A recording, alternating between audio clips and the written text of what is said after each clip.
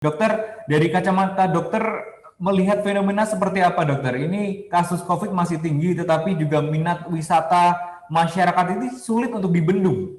Tanggapannya Iya, seperti apa dokter? iya, oke.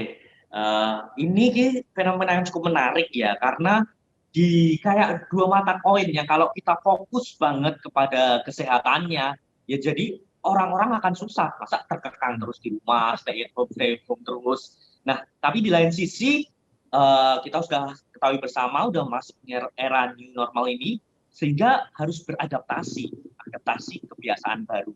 Nah, oleh sebab itu memang harus adanya ketersinambungan dan mulai berjalan ke tahap itu, di mana protokol kesehatan tetap dibuka, tetapi keseimbangan ekonominya juga tetap dijaga, persis seperti yang kita katakan oleh Pak Joko tadi.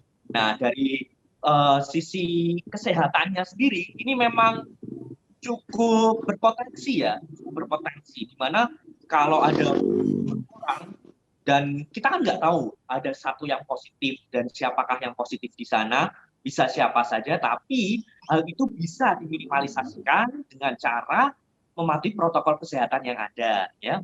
Mulai dari tadi, lalu protokolnya 3M, dimulai dari masuk cuci tangan, terus nanti ada screening dan lain sebagainya, termasuk ini ada rapid test tersebut.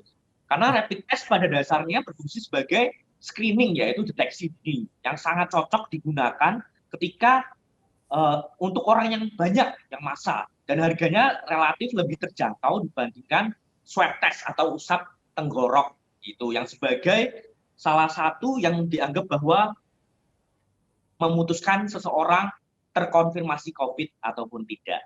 Seperti itu.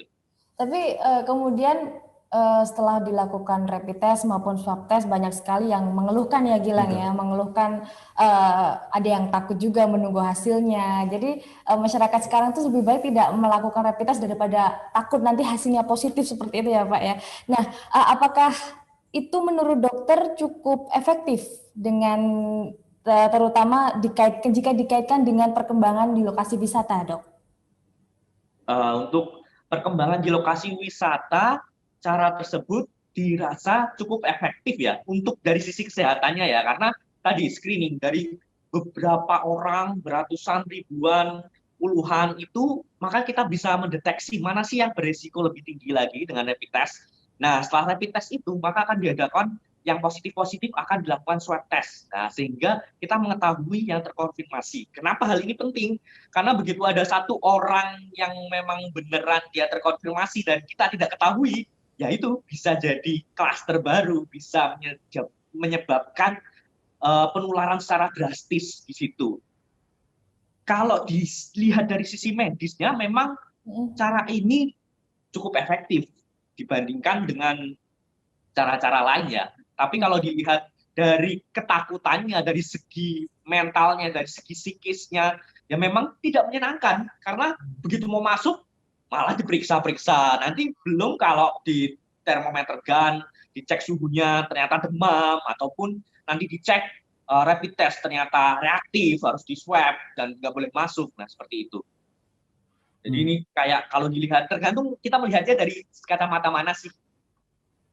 Terima kasih sudah nonton. Jangan lupa like, subscribe, dan share ya.